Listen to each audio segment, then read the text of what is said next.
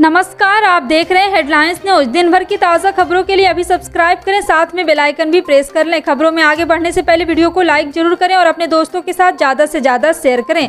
और आप किस राज्य शहर से न्यूज को देख रहे हैं, कमेंट में लिखना ना भूलें। उत्तराखंड विधानसभा में अपनी ही सीट खटीमा से चुनाव हारने वाले मुख्यमंत्री पुष्कर सिंह धामी अब चंपावत विधानसभा सीट से उपचुनाव लड़ने की तैयारी कर रहे हैं। इस सीट पर 31 मई को चुनाव होने जा रहे हैं और 3 जून को नतीजे आएंगे।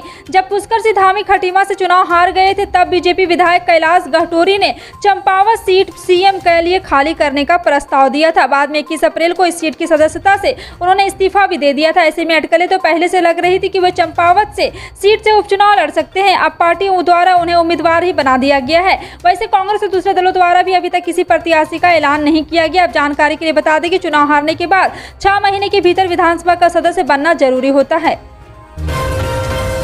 मस्जिदों से लाउड स्पीकर हटाने के आह्वान को लेकर महाराष्ट्र नवनिर्माण सेना प्रमुख राज ठाकरे पर निशाना साधते हुए शिवसेना सांसद प्रियंका चतुर्वेदी ने बृहस्पतिवार को पार्टी के दिवंगत संस्थापक बाल ठाकरे का एक वीडियो ट्वीट किया और कहा है कि नकल करने वाले हमेशा कई कदम पीछे रहेंगे। मनसे अध्यक्ष ने बुधवार को एक वीडियो ट्वीट किया था, जिसमें उन्होंने चचेरे भाई और महाराष्ट्र के मुख्यमंत्री उद्धव ठाकरे को लाउड स्पीकर और सड़कों पर नमाज अदा करने वाले लोगों के बारे में उनके पिता के रुख की याद दिलाई थी। चतुर्वेदी ने बाल ठाकरे की एक वीडियो क्लिप के साथ ट्वीट किया, ओरिजिनल सभी सस्ती प्रतियों के एक सबक नकल करने वाले लोग हमेशा एक कदम नहीं बल्कि कई कदम पीछे रहेंगे। बिजली सब्सिडी को लेकर दिल्ली सरकार ने एक बड़ा फैसला लिया है। दिल्ली में अब बिजली सब्सिडी वैकल्पिक होगी। दिल्ली के मुख्यमंत्री अरविंद केजरीवाल ने कहा है कि दिल्ली सरकार की कैबिनेट ने एक बड़ा फैसला लिया है। दिल्ली में बहुत लोगों को फ्री में बिजली मिलती है, इसके लिए दिल्ली सरकार सब्सिडी देती है। और दिल्ली के सीएम कई लोगों ने कहा है कि हम लोग सक्षम है, हमें फ्री बिजली नहीं चाहिए, इसका इस्तेमाल आप विकास के लिए करें। अब हम लोगों से पूछेंगे क्या उन्हें बिजली की सब्सिडी चाहिए। अगर वे हाँ कहेंगे तो उन्हें दिया जाएगा, अगर ना कहेंगे तो 1 अक्टूबर से दिल्ली में उन्हीं लोगों को बिजली की सब्सिडी दी जाएगी जो लोग बिजली की सब्सिडी मांगेंगे।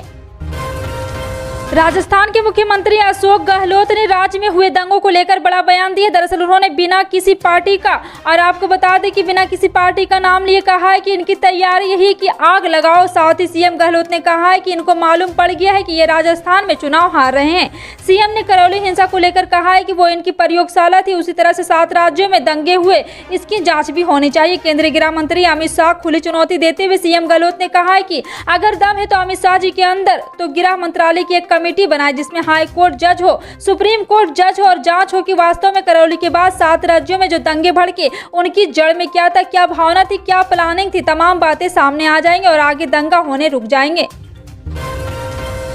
चुनावी रणनीतिकार प्रशांत किशोर उर्फ पीके ने एक बार फिर कांग्रेस पार्टी और राहुल गांधी पर निशाना साधा है। उनकी बात नहीं बनी तो लेकर खुलकर बात की। एक इंटरव्यू में उन्होंने कहा कि राहुल गांधी बहुत बड़े आदमी और मैं बहुत ही साधारण परिवार का बेटा हूं। अगर वो कहेंगे कि मुझसे बात करनी तो मैं करूंगा, अगर वो मुझसे नहीं मिलना चाहेंगे तो मैं उनसे नहीं मिल सकता। पीके ने कांग्रेस पार्टी संविधान से काम, और यहाँ पे आपको बता दें कि पीके ने इस पर भी खुलकर बात किया। उनकी कांग्रेस पार्टी में कहाँ बात नहीं बन पाई।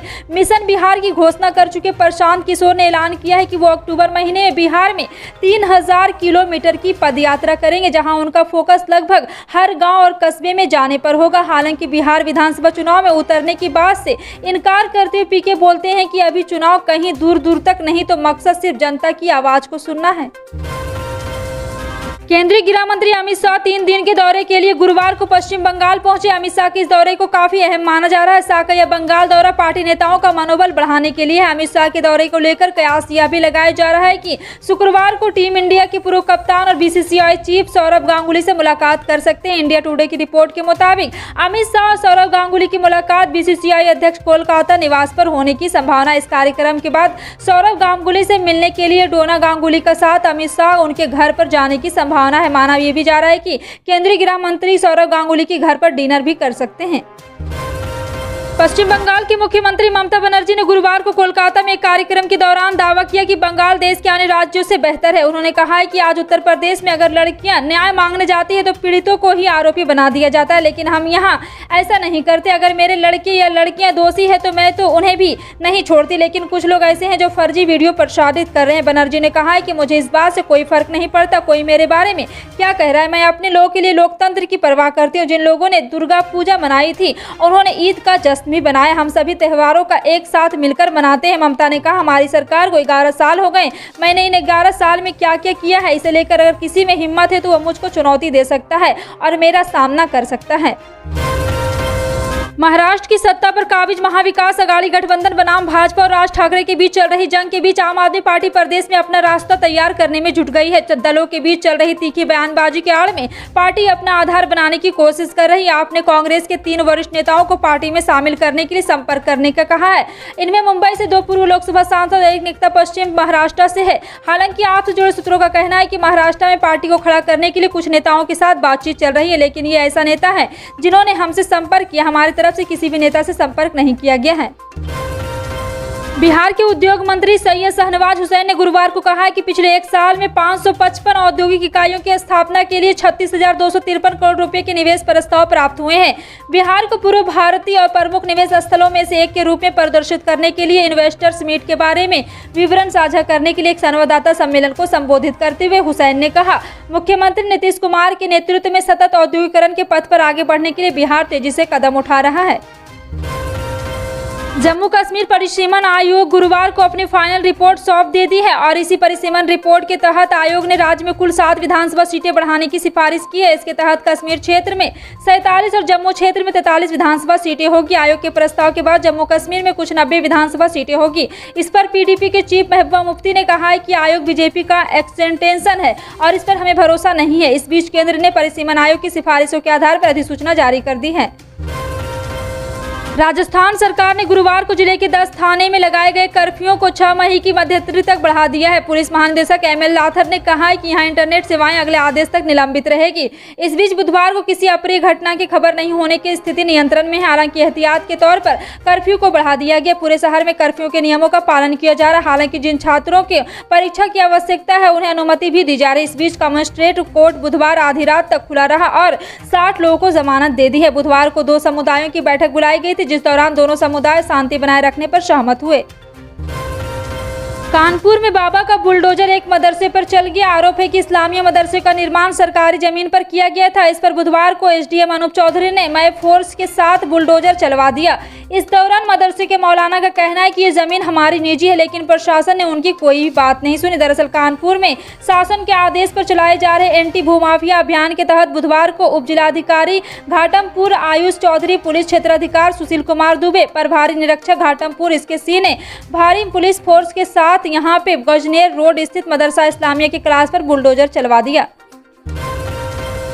देश में कोरोना संक्रमण के मामले थमते नजर नहीं आ रहे। एक बार फिर भारत में कोविड-19 के केस 3000 से ज्यादा देखने को मिले हैं। पिछले 24 घंटे की बात करें तो देश में कोरोना संक्रमण के 3275 नए मामले पाए गए हैं, जबकि इसी दौरान 55 मरीजों की मौत भी हुई है। सबसे अधिक कोरोना के मामले राजधानी दिल्ली से सामने आ रहे हैं। जदयू के राज्यसभा सांसद महेंद्र प्रसाद के मौत के बाद खाली हुई राज्यसभा की सीट के लिए चुनाव आयोग द्वारा उपचुनाव की घोषणा कर दी गई है। इसके लिए 12 मई 2022 को अधिसूचना जारी किया जाएगा, जिसके बाद 30 मई को मतदान होगा। बता दें कि यह सीट दिसंबर 2021 से रिक्त पड़ी है और इसका कार्यकाल अप्रैल 2024 तक का था। और बता दें कि पिछले साल जनता दल से राज्यसभा सांसद उद्योगपति डॉक्टर महेंद्र प्रसाद का लंबी बीमारी के बाद दिल्ली के एक निजी अस्पताल में 81 वर्ष की उम्र में निधन हो गया था, जिसके बाद राज्यसभा की एक सीट खाली हो गई थी, जिस पर मतदान के लिए चुनाव आयोग ने घोषणा की है।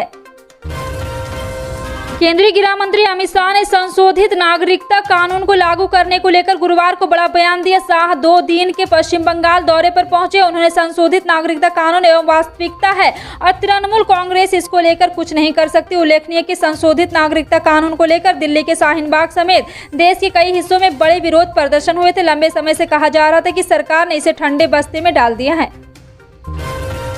ऑयल मार्केटिंग कंपनियों ने गुरुवार के लिए पेट्रोल डीजल के नए रेट जारी कर दिए हैं और पेट्रोल डीजल के रेट में कोई बदलाव नहीं हुआ। लगातार 28वां दिन भी जब पेट्रोल डीजल के रेट में कोई बदलाव नहीं किया गया है, यानी लोगों को पेट्रोल डीजल की बढ़ती कीमतों से फिलहाल बड़ी राहत है।